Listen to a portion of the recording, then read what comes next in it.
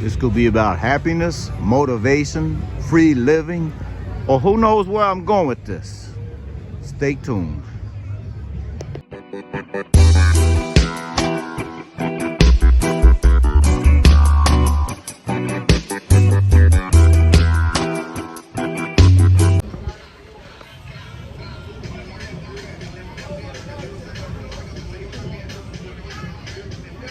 Okay. Rico.toro.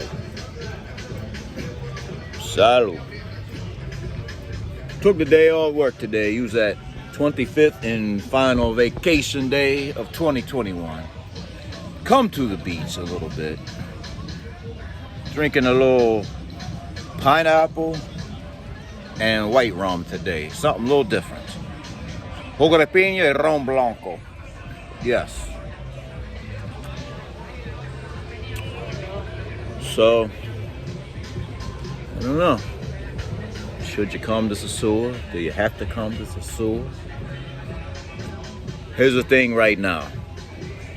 Every country has sort of got its new ever-changing travel requirements, protocols, whatever you want to call it. Airlines, they're kind of inconsistent right now. You know, I have some friends that just came back after they were here a few months, left a few months, traveled a few months, came back for a while. They flew in last week at night to Punta Cana and took like Uber in the middle of the night from Punta Cana all the way to Sosua. I don't know what it cost them. I'm sure it was a grip. They're very cheap, or should I say frugal, but I'm sure it was still a grip. So here's the thing. You know, maybe it's not Sosua. Maybe if you have to fly into the capital, maybe you should figure out what the capital's about for a few days before coming here. Or just making that your trip. Do something different, you know?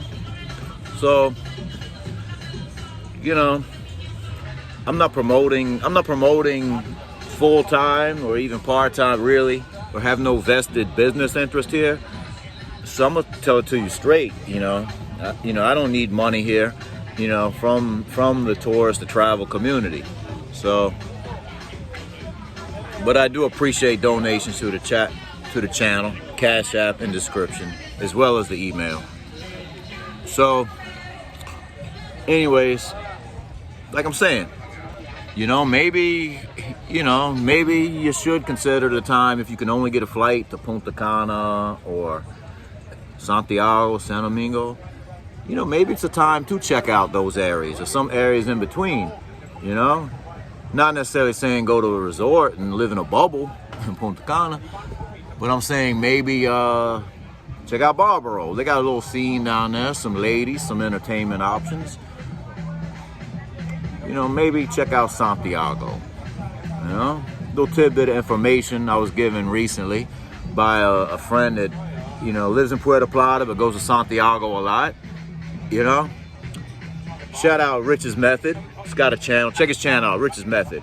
Does some really nice walking tours. Keeps it pretty clean, but you know, is solid brother. If you ever have a chance to meet him in Puerto Plata. And you know, dude's got sick editing with his content. I'll give him that too. But he told me, put Baidu and tagged on your phone and set it to Santiago. When you're in Santiago, that may be your way. But anyways, just a couple of notes. So let me continue. So I was saying maybe you don't need to make Sosua your actual vacation spot, even though that's what your intentions are, to return to the dirty Sosua. So, you know, back to the Santo Domingo thing, you know, if you arrive in Santo Domingo, there are other options too. There is Boca Chica. There is Juan Dolio. There is lot of little nooks and crannies with some cuties with booties, flaquita sexies, pequeña princesses, loosey-goosey bodies, chubbies and lovelies, funkies and chunkies, chunkies but funkies. There's all types. But, you know, with the beach, Boca Chica, Wandolio, those are two of the prime locations on the South Coast. Boca Chica is actually 10, 15 minutes away from the Santo Domingo airport. Going to Boca Chica from the airport, Santo Domingo, is like going to Sosua from the Puerto Plata airport. Boca Chica, talent, and what you see there is, you're not going to see a whole lot of eye candy, let's be honest, if you're used to coming to Sosua. I'm just saying that the South Coast, Santo Domingo area, it is an option, you know, if you don't want to take the long trek up to Sosua, you know. And for that matter, maybe you want to give, you know, some other countries a shot. And I do know that all of them got different restrictions as far as the vaccine and, you know, vaccine testing. Some of them may or may not be going into another lockdown. You know, all that's research. You know, you gotta do your due diligence for yourself on. But I'm just trying to change your mindset a little bit, and to realize that Sosua may not be the end all. And interestingly, when I was at the beach, when I started this video earlier today, I get a message from my landlord saying that they want to switch the whole building, 6 units. They want to switch the whole building into Airbnb or short-term rentals, as he says. But it doesn't surprise me, because sometimes they've done that in between tenants. They have another building that they do that with. Whenever I try to negotiate or talk about money or something versus the, you know, whatever, they always try to spin it like, oh, well, we could make so much more on the short term with Airbnb, etc. Of course, a lot of this was before the pandemic, but I just think that's where they want to go. So, long story short, Rico.toro has to move in a couple of months. So, you know, it kind of makes my wheels spin a little bit, because I've been thinking about, you know, getting off my perch, spreading my wings, maybe moving into Puerto Plata, maybe that direction, Puerto Plata, not that direction, not toward Cavalrete. You know, too many white people there. Yes, I know I said it. Yes, I said it. I can say that. But no, honestly, it's just too much European influence and not enough Latin influence.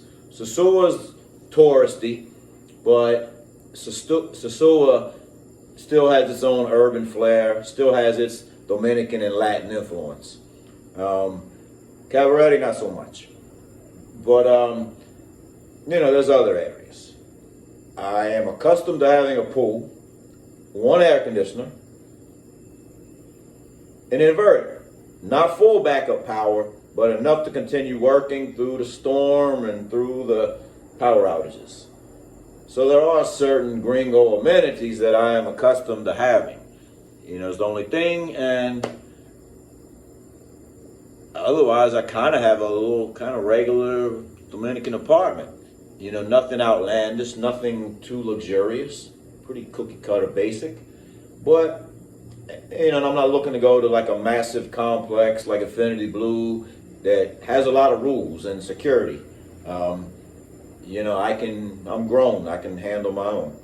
So, you know, these are things to think about, you know, as well. Like say, might have to be thinking about your next vacation. I may have to be thinking about my next move. So, you know, it's all stuff, sometimes it's an opportunity. It's an opportunity to find out what's next.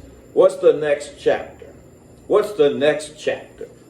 And, you know, with that, I'll also say for you guys on the fence or preparing to make, like, you know, that leap from living in the States, Canada, North America, Europe, the UK,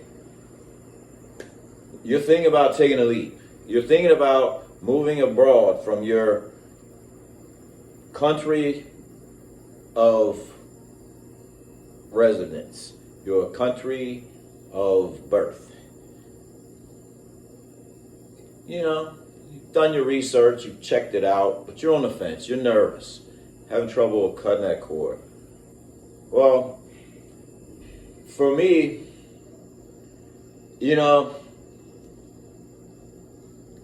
you have to ask yourself some questions. For instance, because a lot of people, they're comfortable. When I was in New Jersey, I was comfortable, but not at peace and not all that happy at a certain point. I figure Florida sounded like a good way to get out of that cold, more relaxed environment, better cost of living, maybe more peaceful. So I moved to Florida. You know, my job allowed me to move there, work some out of the office there, and eventually just work remote full time. So that's what I did. But when I was in Florida, if I asked myself the question, I'd say, I am at peace, but not 100% happy. I'm saving a lot of money because it changed the cost of living. Even with a new car payment and insurance, just the rent difference alone allowed me to save a certain amount of money, travel a little more while I was in Florida than in New Jersey. But I asked myself, am I 100% happy? No, I'm comfortable. I was comfortable and at peace, but bored as hell, so not happy. And so at some point, that's why I just felt like something had to give.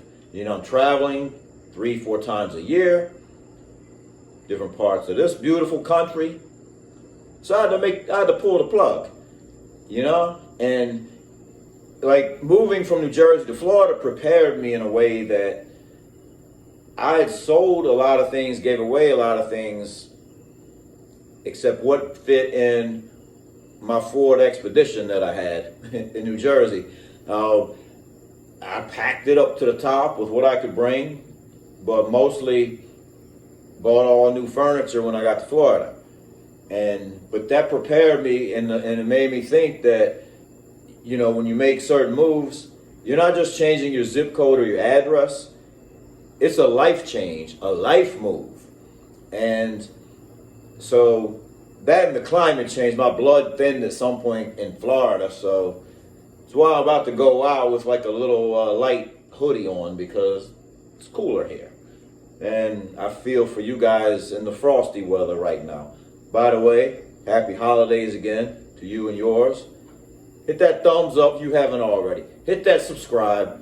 We're at 1,950, trying to get to 2,000. Rico.toro, real life experiences, personal observations.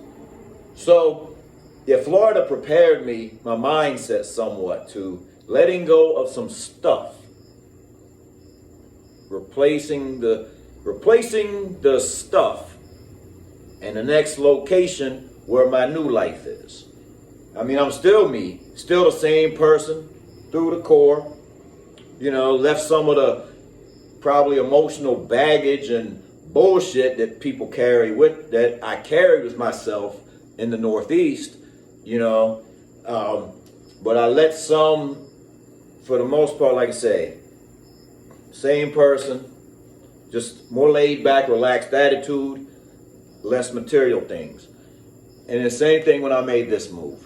It's, you know, I saw a video recently, and this guy was talking about why he would never, he's in Colombia, why he would never go back to the United States. And one of the reasons was the material world thing. He says, you know, the advertising juggernaut that it is in the modern world, you know, you got people sitting depressed in their house watching TV, so they see these ads of somebody buying a new car, buying a new iPad, buying new gadgets, buying new stuff. And so to fill a void of loneliness and lack of relationships and things, they buy stuff. They accumulate stuff. And it's like a kid with a toy. They play with it a few times, it goes in the box, and then they're looking for another toy. You know, it's a vicious cycle. You know, like stuff versus like internal happiness and relationships and friendships that really create a lot longer lasting happiness, if that makes sense. So that was part of the thing coming here. You know, it's like just getting rid of the stuff, you know. And you know, I was listening to like an audio book, kind of motivational. And it's a pretty interesting one. It's called You Are a Badass. But basically, and it was like sort of narrated by a female author. And basically, it's kind of about getting out of your comfort zone, you know, not worrying about what others are thinking, you know, worrying about what you think about yourself, you know, worrying about, you know, becoming free, just free of some of the stuff, the naysayers, the opinions of others, free of that unnecessary weight, free of that baggage. And one of the things I was thinking strongly about this is I was taking another trip to the dumpster, you know, preparing for this when I moved down here, when I lived in Florida. And I had to walk a lot of stuff there because I no longer had a car at that point. And I'm just like throwing out some old photo albums and things. I kept a couple of pictures of each. I still got memorabilia, I still got like my military uniform or two. I still got like a scrapbook with my some football and basketball pictures, you know, in my dad's house. So I didn't get rid of everything. But you know, one of the things she said is like, when you're getting rid of stuff, you have to ask, what did this stuff do for me today? It's memories, just memories. But what does this have to do with tomorrow? Is this photo album? You know, is this, you know, these old clothes, you know, these old like books, are they going to propel my life forward in any kind of way? You know, it's all back in the rear view. It's got nothing to do with going forward. So don't let your stuff be your life, you know, whether it's old or new. That's kind of really all I got to say on that, though. Dos, veinte, dos. My birthday, 2/2 and 2022. It's my birthday, February 2nd, 2022. That's my birthday. Coincidentally, my last couple years playing sports, I wore number 22 on the chest. Football and basketball. So, really all I got to say about that. Rico Toro. Yeah.